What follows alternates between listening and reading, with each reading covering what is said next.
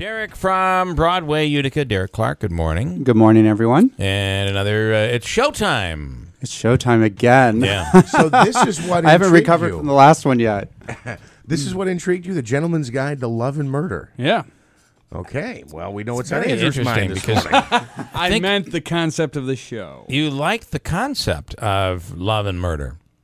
What is I up think it's with more this, that it's a Derek? comedy, you guys. I actually thought of Andrew when I was putting this show on the roster. I knew he would enjoy it. Yeah. So tell the storyline. Obviously, it's where is this placed? It's the storyline follows a man by the name of Monty Navarro, and Monty Navarro is in London is he's the heir to a throne or heir to a fortune actually. And he's actually kind of far from. He's in the further down in the line of succession. Got it. So he's actually going to try to knock off everyone to kind of move up his ranking a little bit. So that's his plan. It's not always well thought out. He has a mistress that's involved. He has a fiance who is also his cousin. Oh. So a little twist. Somewhat But common back then in the day. Yeah, and it's a hilarious show. It's funny. Yeah. I saw it in the end of 2013, and then it ended up winning the Tony in 2014. Wow. For Best Musical. How ticket sales? What are good seats still available? We do have some seats. I released seats yesterday. Okay. The producer had some seats on hold. With us being so close to New York City, that they like to bring people to Utica from New York City to see the show, and so they have a block of seats, and some of those seats weren't going to be used, so we released some yesterday. We may be releasing more today. Okay, so you could still land some really good seats. Oh, absolutely, some great seats. Talk about what else is coming up. So you have this tomorrow night and Wednesday night, and then before you know it, it's going to be right into November. Yep, we go directly from this show. We have a week break, and then we go right into the tech of How the Grinch Stole Christmas. And that is a tech show.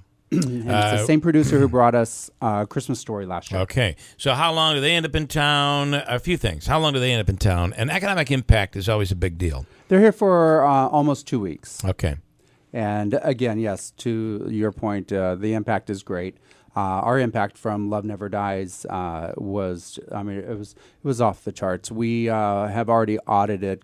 We're way into the 6 digits. Wow. Almost to the 7 digits of what that particular tech show brought to our local economy. And that was a special tech show. I mean, the Andrew Lloyd Webber connection was just enormous. Do you agree with that? It was the toughest show and the most exhausting show that I've ever worked. Really? And why is that? Just the size and the need, and of course, when you have a show that large and there's so many players involved. Yeah. Andrew Lloyd Webber was intimately involved every day with this show, on the phone or through email. So he didn't want it to be. He didn't want, at no cost. He was, if something came up that was cost related, he was like, do it. Absolutely. Wow. No questions asked. Just, he was not going to jeopardize the quality of the show. And as you saw, I mean, you were there on night one. Yeah. And, interestingly enough, the whole audience got to see a few technical difficulties. Yeah, that was there were interesting. So many moving parts on this show. Yeah, were you there night one, Andrew? No, okay. no. It was interesting because a couple of times it stopped, or the curtain came down, and the set was a little too out in front, and there were some moments. And I didn't hear anybody say, wow, that's bad. Take it in a negative way. Most people kind of looked at it as being, this is really cool. I've never seen this happen at a show, right? Yeah. You're seeing more of, I don't want to call it a dress rehearsal, but this is being teched here, and this was the first run. It was the first full run in front of a live audience, a full theater. And ironically, just the week before, with Hello Dolly, Bette Midler was on the moving stage. And at a split second, Bette Midler had to decide whether she got hit by the set and risked her life, or she dove off.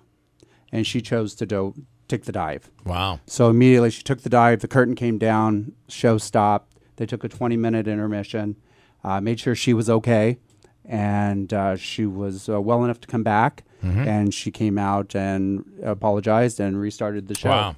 So it happens. Well, we didn't have a 20-minute break for that. It was a pretty quick break, but again, it was it did feel like you were seeing a little something special there. And night 2, Saturday and Sunday went off without a hitch. It was flawless. The Grinch show. So talk about that. That's I'm very intrigued. I didn't know that was being teched here, but again, really cool there as well. But this is obviously one of the best known holiday stories told every year. Yeah, it's a great adaptation of Dr. Seuss. It is his version. And this production company has done this several years in a row. It has been on Broadway, performs in Madison Square Garden every year, and it's just a really warm, fuzzy, fun show. And it's actually it's a beautiful show too. You wouldn't think The Grinch would be a pretty show, but it's very much like A Christmas Story.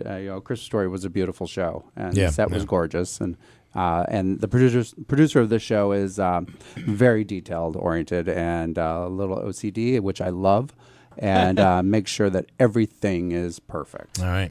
Again, big year. You guys are celebrating a very big anniversary year. 60th anniversary, yes. It's a big deal. Yeah, and finally, you also do a lot of different programs that you're doing with young kids and with students and that sort of thing. These are all great things that add to the Broadway experience. Thank you. Yes. Great job. All right, Derek. Again, tickets available, some possibly being released even as late as today. Yeah, absolutely. Okay, good stuff. Phone number for people to call? 315-724-7196 or go to BroadwayUtica.com. Okay, and you'll always be getting authentic, real tickets when you do it that way. Yes, we do not use a third-party resource. We are the exclusive resource to all Broadway Utica tickets.